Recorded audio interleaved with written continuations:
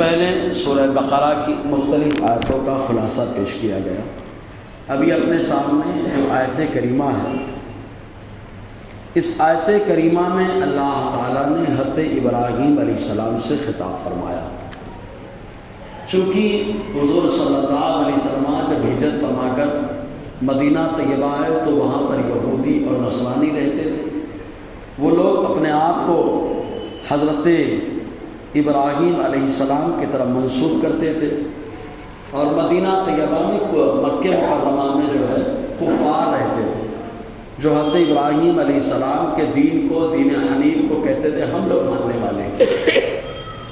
تو اللہ تبارک و تعالیٰ نے اس اعتبار سے حضرت ابراہیم علیہ السلام کا طریقہ کار کیا تھا اس کا ذکر فرمایا۔ رب تعالیٰ ارشاد فرماتا ہے اذ قال له ربه اسلم۔ یاد کرو جب اللہ تعالیٰ نے حضرت ابراہیم کو حکم دیا اسلام لائیے، مطلب گردن جھکائیے، یعنی اللہ تعالیٰ کی فرما برداری کریے۔ اسلام کا لغوی معنی ہوتا ہے انقیاد، فرما برداری، یعنی اللہ تعالیٰ کی فرما برداری کیجیے۔ تو حضرت ابراہیم علیہ السلام نے کیا کہا؟ قال اسلمت لرب العالمین، میں نے فرما برداری کی اس پروردگار کی جو سارے جہان کا پالنہار ہے، سارے جہان کی پرورش فرمانے والا ہے، سارے جہان کو روزیاں دینے والا ہے۔ اب کس چیز میں اللہ تعالیٰ کی فرما برداری کی؟ تو آپ اگر حضرت ابراہیم علیہ السلام کی زندگی دیکھیں گے تو ولادت سے لے کر کے وصال تک مسلسل اختلافات سے بھری پڑی ہے۔ حضرت ابراہیم علیہ السلام کو بڑے مصائب و آلام کا سامنا کرنا پڑا، بڑی مصیبتوں کا مقابلہ کرنا پڑا، تب جا کر کے اللہ تعالیٰ نے ابو الانبیاء کا تمغہ عطا فرمایا ہے۔ انبیاء کرام کے والد، یہ تمغہ خلیل اللہ کا لقب عطا فرمایا۔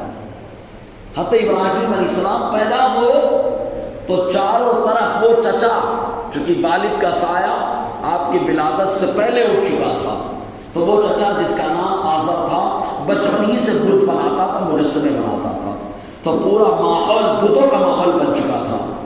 آپ بڑے ہوئے تو برجستہ انداز میں ان کی مخالفت کی، پہلے بتوں کی مخالفت کی۔ جب بتوں کی مخالفت کی کوئی معمولی بات نہیں ہے۔ آپ ذرا اندازہ لگائیں اپنے شہر میں اگر کوئی غلط رسم چل پڑی ہو اور ہر کوئی کر رہا ہو، کوئی خالی اس کی مخالفت کرے، ایسے مولانا کا بائیکاٹ ہو جائے گا، جبکہ ہم ایمان والے ہیں اور وہ رسم بھی غلط ہے، لیکن اگر کوئی بولا تو مسائل سے دو چار ہو جائے گا۔ ذرا سوچو، جبکہ علماء کی جماعت ہے، حق پسند کرنے والے لوگ ہیں، قرآن کو ماننے والے لوگ ہیں، مصطفیٰ جامع رحمت پہ قربان ہونے والے لوگ ہیں، لیکن ایک رسم کے خلاف بولنے کی وجہ سے تانے کا شکار ہو گیا۔ اور ایسے وقت میں جب چاروں طرف مخالفت ہے، تب اللہ تعالیٰ نے حضرت ابراہیم سے فرمایا ابراہیم ان کی طرف دھیان نہیں دینا ہے، آپ کو میری فرما برداری کرنا ہے، ان کی سخت مذمت کرنی ہے۔ حضرت ابراہیم حکم ربی پر کھڑے ہو گئے، حکم ربی پہ کھڑے ہو گئے کہ جب بتوں کی پٹوائی بھی کی، حتیٰ کہ ایک بار ایسا بھی موقع آیا کہ وہ لوگ زینت میلہ، جس میلہ لگتا تھا اس میلے کے موقع پہ ہر کوئی جمع ہو جاتا میلہ دیکھنے کے لیے۔ حضرت ابراہیم علیہ السلام سے کہا گیا چلیے آپ بھی چلیے۔ حضرت ابراہیم علیہ السلام تشریف لے گئے۔ جب آپ حضرت ابراہیم علیہ السلام سے کہا گیا چلیے تشریف لے چلیے، آپ نے فرمایا انی سقیم، میں بیمار ہوں، میں نہیں جاؤں، منع فرما دیا اور وہ سب چلے گئے۔ حضرت ابراہیم علیہ السلام نے ہاتھ میں کلہاڑا لیا، کلہاڑی لیا، لے جانے کے بعد جتنے بت رکھے ہوئے تھے سب دم دم دم دم سب کو توڑا، اور جو بڑا بت تھا اس کے ہاتھ میں ہتھوڑے کو رکھ دیا۔ ہتھوڑے کو رکھنے کے بعد ابراہیم علیہ السلام چلے آئے۔ اب وہ لوگ جب میلے سے آنے کے بعد ان لوگوں نے اپنے بتوں اور مجسموں کی یہ حالت دیکھی تو کیا کہا؟ من فعل بآلہتنا ھذا، ہمارے بتوں کے ساتھ کس نے یہ ایسا کر دیا کہ ان کو توڑ ڈالا، پھوڑ ڈالا، نیچے گرا ڈالا، جن کو ہم سجدہ کرتے تھے آج وہ زمین پہ پڑے نظر آ رہے، کس نے ایسا کیا؟ تو وہاں پر ایک شخص کھڑا ہوا، اس نے کہا میں نے ایک نوجوان کو دیکھا ہے جو ان کی مذمت کرتا ہے، ضرور اسی نے کیا ہوگا۔ کہا کیا نام ہے؟ کہا ابراہیم کہا جاتا ہے۔ حضرت ابراہیم علیہ السلام کو لایا گیا، پوچھا گیا آپ نے توڑا؟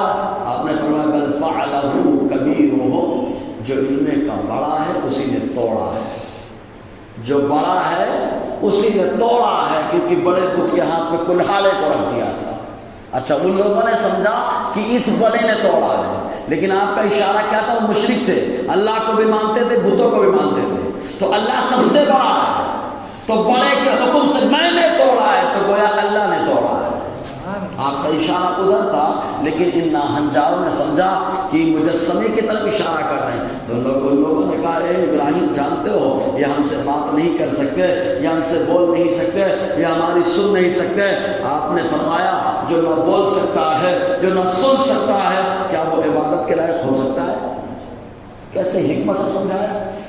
تو حضرت ابراہیم علیہ السلام مخالفت جھیلتے رہے، مقابلہ کرتے رہے، حتیٰ کہ معاملہ آیا ہجرت کا بھی حکم ہو گیا، ملک شام نکل گئے، یہاں سے اہلیہ کو لے کر نکل گئے، اہلیہ کو نکل کے گئے لے کر کے ساتھ میں، اور جب آباد ہوئے شام کے علاقے میں، ملک شام سے نکل کے بابل کی طرف تشریف لائے، اور جب آباد ہوئے تو بیوی شادی ہو گئی، حضرت حاجرہ کے یہاں بیٹا پیدا ہو گیا، رب کا حکم آیا بیٹے اور بیوی دونوں کو چھوڑ دیجیے جا کے بطحا کی سرزمین پر، وہاں پہ کوئی آباد بھی نہیں۔ دیکھو آزمائش دیکھو، خالی کیا کہا گردن میری فرما برداری کرو، گردن نہ چھوڑ میری فرما برداری کرو۔ کیسی فرما برداری ہو رہی ہے؟ پہلے بچپن سے بتوں کی مخالفت، کبھی سورج چاند کو جو لوگ پوجا کرتے تھے کہا یہ ہمارا معبود ہے، یہ ہمارا معبود ہے، مذاق اڑایا، مخالفت تانو تشنی کا شکار ہوئے، اور اس کے بعد پھر بڑے ہوئے، شادی ہوئی، بیوی کے ساتھ ہجرت کرنی پڑی، بیٹا ہوا تو بیٹا اور بیوی کو لے جا کے بطحا کی وادی میں چھوڑنا پڑا، بیٹا بڑا ہوا، رب نے حکم دیا قربانی کرو۔ دیکھو برابر آزمائش سے دو چار ہیں، لیکن واہ، اور اللہ جب کسی کو آزماتا ہے تو بلند مقام اسی کو عطا فرماتا ہے۔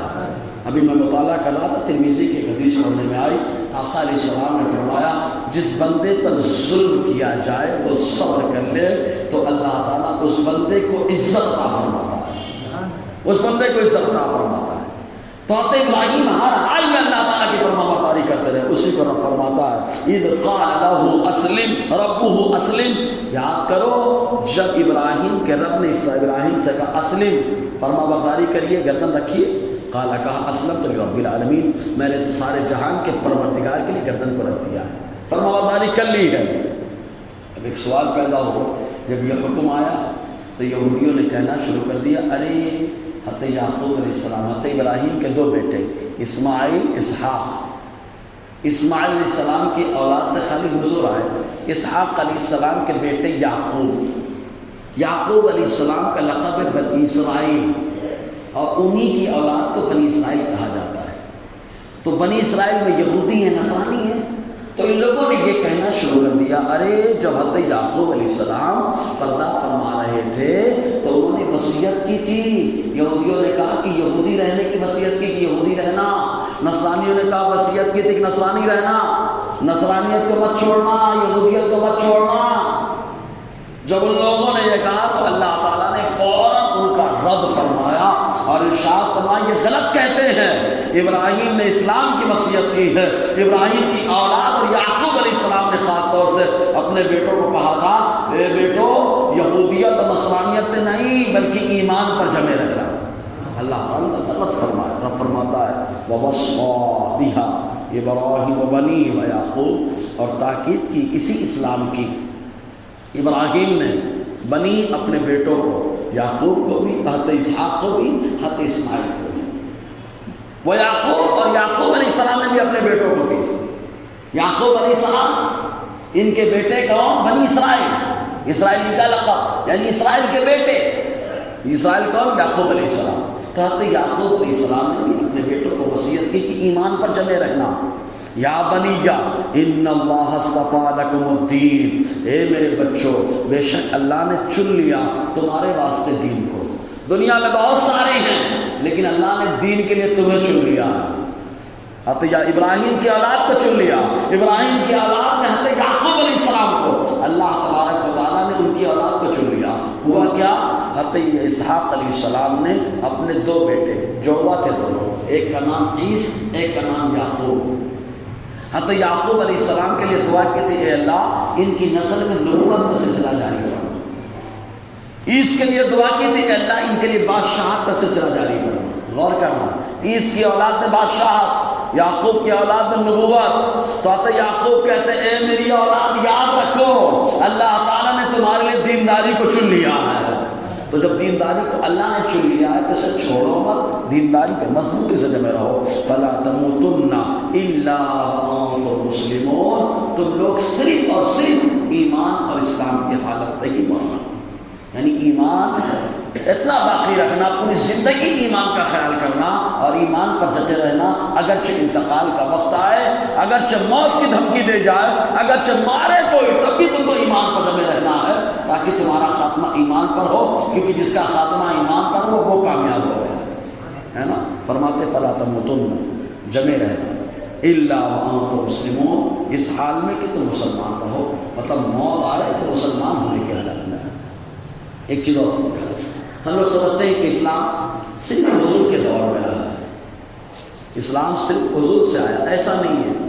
یہی وجہ ہے کہ غیر مسلموں کی غلط فہمی پیدا ہو گئی، ان لوگوں نے کہا کہ اسلام نیا ہے، ہمارا پرانا ہے۔ ہم کہیں گے پیارے، دنیا میں پہلا انسان آدم علیہ السلام کی شکل میں اللہ نے اتارا تو دنیا میں اسلام آ گیا، اسلام آ گیا، جب سے آدم ہے تب سے اسلام ہے۔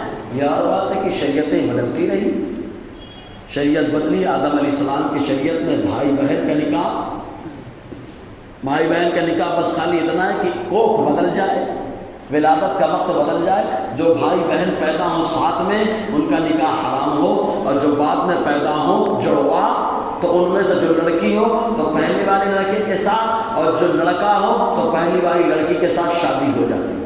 اچھا ایک بات بتاؤ، پہلے جڑوا لڑکا پیدا ہوا، لڑکی لڑکا دونوں، بعد میں لڑکا لڑکی دونوں، تو جو لڑکی ہے وہ چھوٹی ہے بعد والی ہے، لڑکا تو بڑا ہے، اس کی شادی ہو جا رہی ہے۔ اب ہمارے یہاں کیا بولتے ہیں، لڑکی عمر میں بڑی نہیں رہنی چاہیے۔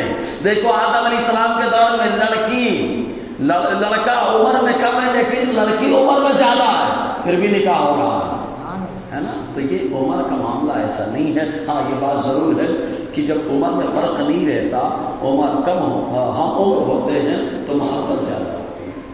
یہی وجہ ہے کہ اللہ تعالیٰ قرآن میں فرماتا ہے قواعد اطرابا، جو مومن جنت میں جائیں گے تو ان کے جوڑی میں، ان کے نکاح میں جو عورتیں آئیں گی وہ ہم عمر ہوں گی۔ وہ کیا ہوں گی؟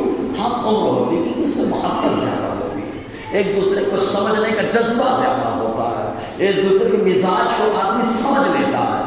تو اللہ تعالیٰ نے ہم عمر کا سسٹم رکھا، لیکن اگر فرق ہو جائے تو یہ جائز ہے، کوئی فرق، کوئی ناجائز و حرام نہیں ہے۔ بہرحال تو آدم علیہ السلام کے دور میں اسلام آیا، ہر دور میں رہا، شریعتیں بدلی، کبھی آدم علیہ السلام کی شریعت، کبھی نوح علیہ السلام کی شریعت، کبھی حضرت ابراہیم کی شریعت، کبھی حضرت موسیٰ علیہ السلام کی شریعت، کبھی حضرت عیسیٰ علیہ السلام کی شریعت۔ لیکن جب مصطفیٰ آ گئے تو اللہ تعالیٰ نے آپ کو ایسا پاور دے دیا کہ آپ کی شریعت موت ہی تک نہیں، قبر ہی تک نہیں، بلکہ آخرت کو بھی جب آئیں گے تو مصطفیٰ کی شریعت چل رہی ہوگی۔ یہ مصطفیٰ کی شریعت آخرت تک چلنے والی ہے، تو حضور کی شریعت۔ تو اسلام ہر دور میں رہا، شریعت بدلتی رہی، شریعتیں بدلتی رہی، حکم بدلتے رہے۔ اب ایک بات، یہودیوں نے کیا دعویٰ کیا تھا؟ یعقوب علیہ السلام نے وصیت کی تھی کہ یہودی رہنا۔ نصرانیوں نے کہا، یعقوب علیہ السلام نے وصیت کی تھی نصرانی رہنا، تو اللہ تعالیٰ فرماتے ہیں کہ پوچھو ان سے، جب وصیت کر رہے تھے یعقوب علیہ السلام تو کون کون موجود تھا وہاں؟ پوچھو ان سے کون کون موجود تھا۔ ان کی جو باتیں ایسے ہی ہیں کہ ایک شخص جو ہے ایک جگہ گیا کھانا مہمان نوازی میں، بیٹھا دسترخوان پہ تو بڑا سا ڈنڈا کھانے کے ساتھ دسترخوان پہ رکھ دیا۔ اب کوئی بھی ڈنڈا دیکھے گا تو ٹینشن میں تو آئے گا، کہیں ایسا تو نہیں کھانا کھلانے کے بعد تبرک دینا شروع کر دے۔ ہر آدمی کو ٹینشن ہوگا، تبرک دینا نہ شروع ہو جائے۔ تو اس نے پوچھا پہلے یہ کھانا تو کھاؤں گا لیکن میری ایک شرط ہے۔ کہا کیا شرط ہے؟ کہا یہ ڈنڈا کیوں رکھا ہے؟ پہلے ڈنڈے کے بارے میں بتائیے اس کے بعد۔ تو کہا ہم تو نہیں جانتے، ہمارے گھرانے میں ہمارے گاؤں میں یہ ماحول ہے کہ دسترخوان پہ ڈنڈا رکھتے ہیں۔ تو کہا پتہ لگائیے، پتہ لگاتے لگاتے ایک بزرگ نظر آئے، کہا کہا کیوں رکھتے ہیں؟ کہا پاگل اتنا بڑا تھوڑا رکھتے، تھوڑا چھوٹا رکھتے ہیں۔ کہا نہیں رکھتے کیوں، چھوٹا رکھے بڑا رکھے، رکھتے کیوں؟ تلاش کرتے رہے، ایک بوڑھی ضعیفہ آئی، اس نے کہا پاگل وہ ڈنڈا تھوڑا رکھتے ہیں، ایک جو ہے نا کاڑی رکھتے ہیں، کاڑی ایک تنکا رکھتے ہیں۔ کہا کیوں؟ کہا تاکہ کھانا کھائے بعد میں دانت میں کچھ پھنس جائے تو اس تنکے سے صاف کر دیں۔ تو یہ حکمت ہی، لیکن رسموں پہ اتنی پابندی ہوئی، چاہتے چاہتے اب بعض ڈنڈا بن گیا۔ اب وہ ڈنڈا نہ دانت میں جا سکتا ہے، نہ آنکھ میں جا سکتا ہے، نہ کسی کام آ سکتا ہے، لیکن رسم و رواج کا معاملہ یہی ہے۔ اس لیے اللہ تعالیٰ فرماتا ہے یہودیوں نے منمانی کی ہے، دیکھو رمضان میں منمانی کی، رمضان میں منمانی کی ان یہودیوں نے، اللہ تعالیٰ نے ان کو بھی 30 دن کے روزے دیے۔ رمضان کا روزہ یہودیوں کو بھی ملا تھا، لیکن لوگوں نے کہا 30 دن کون رکھنے جائے گا، ایک عاشورہ کا روزہ رکھو، ایک روزہ ایک مہینے کے برابر ہے۔ اور جو ان کے فالوورز تھے یہودیت کے، وہ کرنے لگے کنسیشن۔ پتہ نا طبیعت پرست ہے انسان، جیسے کنسیشن نے کیچ کر لیا، یہ نہیں دیکھا کہ شریعت کے مطابق ملا ہے یا شریعت سے ہٹ کے ملا ہے، کیچ کر لیا۔ نصرانیوں نے شرارت کی، ایک مہینے کا روزہ اللہ تعالیٰ نے ان کو بھی دیا۔ ان کا ایک بادشاہ تھا، وہ بادشاہ بیمار پڑا، جب بیمار پڑا تو اس نے منت مانی، اور منت میں کیا کہا، اگر میں اچھا ہوا تو رمضان کے روزے میں اضافہ کر دوں گا۔ اچھا ہو گیا، اچھا ہو گیا، 4 روزے بڑھائے اس نے۔ اب گرمی میں آ گیا، حالت خراب، دکانے میں ہم لوگ ڈھیلے پڑ جاتے ہیں، ہماری قوم کا تو حال ایسا ہے، دکانے میں روزہ آ جائے تو ٹوپی لگا کے برابر جا کے ہوٹل میں چائے پی کے آتے، منہ پوچھ کے۔ کچھ کا ایسا حال ہوتا ہے کہ گھر میں روزہ ہوتا ہے، باہر میں کھاتے رہتے، صحیح ہے نا، گھر والوں کو معلوم ہے صحیح کھایا، گھر والوں کو معلوم ہے افطاری کیا، باہر والوں کو معلوم ہے ہوٹل میں چائے پی، ایسا بھی روزہ ہوتا ہے۔ تو اس نے کیا کہا، اگر میں اچھا ہوا تو روزہ بڑھا دوں گا، 4 روزہ بڑھایا۔ اور اس کے بعد دھکانے میں آیا تو کہا اتنا لمبا روزہ کون رکھے گا، ایسا کرو سردی میں روزہ رکھا کرو، گرمی میں چھوڑ دو، سردی کا مہینہ پکڑ لو، اور ایسا کرو اس میں 15 روزے اور بڑھا دو، 30 کے بجائے 45 کر لو۔ تو ان لوگوں نے طبیعت دیکھو کیا کہا، دکانے میں مت رکھو، سردی میں رکھو، 30 کے بجائے 15 اور کر دو تو 45 رکھو۔ لیکن ذرا سوچو آپ، ان لوگوں نے شریعت پہ عمل نہیں کیا، طبیعت پہ عمل کیا تو گمراہی ان کا مقدر بن گئی۔ لیکن واہ امت محمدیہ، کہا گرمی میں آیا، سردی میں آیا، رکھنا اتنا ہے جتنے اللہ نے رکھایا ہے۔ کہا کتنا؟ کہا 30 کا چاند نکلا تو 30 رکھنا ہے، 29 کا چاند نکلا تو 29 رکھنا ہے۔ تو اس طریقے سے اللہ تعالیٰ سے سوال کرتا ہے، میں پوچھو ام کنتم شہداء اذ حضر یعقوب الموت، کیا تم لوگ حاضر تھے؟ شہداء حاضر تھے، کیونکہ شہید جو ہوتا ہے، شہید پر شاہد، یہ 2 لفظ ہیں، شہادت سے بولے نا، ان کی شہادت سے ان کو ان کے نکاح میں دیا۔ کیا مطلب ہے شہادت سے؟ شہادت کا مطلب ہوتا ہے گواہی، اور گواہی کون دیکھتا ہے؟ جو سنتا بھی ہے، دیکھتا بھی ہے، آسان لفظوں میں جو موجود ہوتا ہے، جو کون ہوتا ہے؟ موجود ہوتا ہے۔ تو اللہ تعالیٰ فرماتا ہے شہید، ہاں شہادت وہ، اب اسی لیے شہید کو شہید کہتے ہیں، کیوں؟ اس لیے کہ تو شاہد کے معنی میں کہ حاضر ہے، حاضر ہے، کیونکہ شہید زندہ ہوتا ہے، تو جو حاضر ہوتا ہے وہ سنتا بھی ہے، دیکھتا بھی ہے۔ تو اللہ تعالیٰ نے قرآن میں کہہ دیا شہید زندہ ہے، اور جو زندہ ہے وہ دیکھتا بھی ہے، سنتا بھی ہے۔ سمجھے کہ نہیں آپ؟ شاہد یا تو مشہور کے معنی میں ہے کہ فرشتے وہاں حاضر گئے کہ دیکھ بھی رہے ہیں کیا کیا ہو رہا ہے، سب سن بھی رہے ہیں۔ تو شہداء حاضر تھے کب؟ کہ اذ حضر یعقوب الموت، جب حضرت یعقوب کو موت کا معاملہ آیا۔ تو کہا نبی کو موت آتی ہے کیا؟ ہم تو بولتے ہیں سارے نبی قبر میں زندہ ہیں۔ کہا مصباحی صاحب خالی آتی نہیں بولتے، سارے ایمان والے بولتے۔ کہا کیوں بولتے؟ کیونکہ ایمان والوں کی جان، ایمان والوں کی شان مصطفیٰ کا ہے فرمان۔ کیا فرمان ہے؟ کہا معجم صغیر، تمام راوی ثقات، راوی حضرت انس بن مالک رضی اللہ تعالیٰ عنہ یہ بیان فرماتے ہیں حضور نے فرمایا ان الانبیاء احیاء فی قبورہم یصلون، کہتے انس فرماتے ہیں حضور نے فرمایا بے شک سارے نبی قبروں میں زندہ ہیں، نماز پڑھتے رہتے ہیں۔ تو کہا کیسے موت تو آ گئی، آپ تو بول رہے ہیں قرآن کہتا ہے؟ تو کہا ہاں موت کی دو قسمیں ہیں۔ موت کی کتنی قسمیں ہیں؟ دو۔ بخاری شریف کی حدیث سناتا ہوں میں۔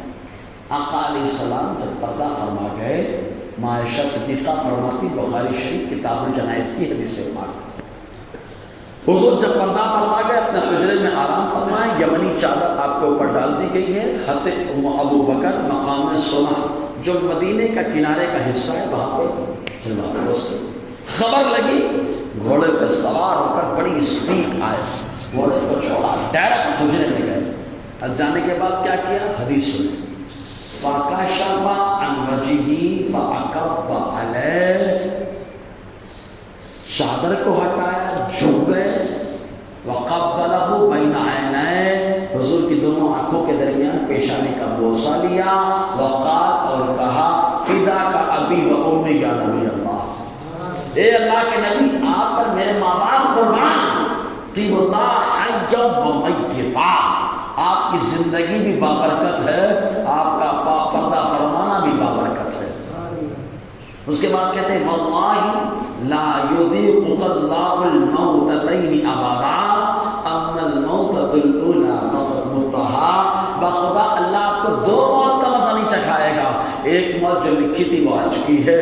کہا اس کی شرح کیا ہوگی؟ کہا عینی، جو علامہ بدر الدین عینی کی شرح بخاری ہے اس کے اندر دیکھیں عمدۃ القاری فتح الباری میں علامہ ابن حجر اسقلانی نے لکھا ہے، مشکات کی شرح مفتی احمد یار خان نعیمی نے لکھا ہے، میرۃ المناجی کے اندر، تفسیر نعیمی کے اندر ولا تقولوا لمن يقتل في سبيل الله اموات کے تحت لکھا ہے کہ موت کی دو قسمیں ہیں، ایک موت حسی ہوتی ہے، ایک موت حقیقی ہوتی ہے۔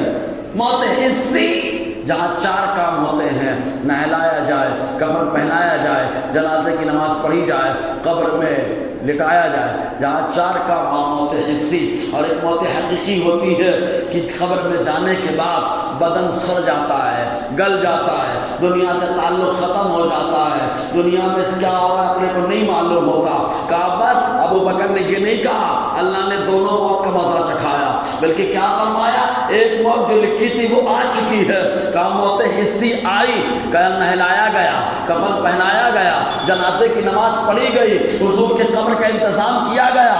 کہا موت حسی تو آئی ہے لیکن موت حقیقی نہیں آئی کہ مصطفیٰ کا بدن بھی سلامت ہے، دنیا سے رشتہ بھی سلامت ہے۔ سمجھے نا، یہ بخاری کی حدیث ہے۔ تو انبیاء کرام کو کون سی موت آئی؟ موت حسی، موت حقیقی نہیں آتی ہے۔ تو اللہ تعالیٰ فرماتا ہے جب موت حسی آئی یعقوب کو تو تھے تم لوگ وہاں پہ، کیا کہا تھا انہوں نے؟ تو قرآن کہتا ہے اذ قال لبنی، کیا کہا تھا؟ انشاءاللہ اگلے ہفتے وصیت سننا۔ اب اگلے ہفتے رمضان آ رہا ہے،